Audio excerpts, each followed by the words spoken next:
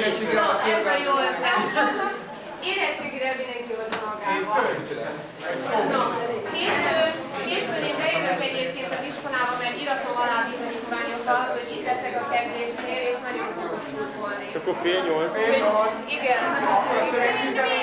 A szöveggyűjteményeket el nem felejtsétek, olyan, ami nincs teleírva, de amiben bele van dolgozva, megírva, azt el fogják venni.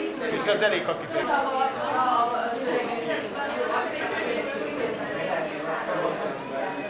Jó, gyerekek, akkor jó pihenést, és amiben is magatokat, és köszönöm még egyszer a tegnapi napot. Írj meg a vetni nincsenek föl. Találkozunk hétfőn?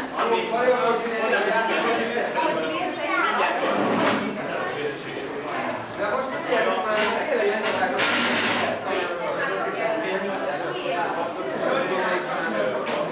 ez is meg nálam.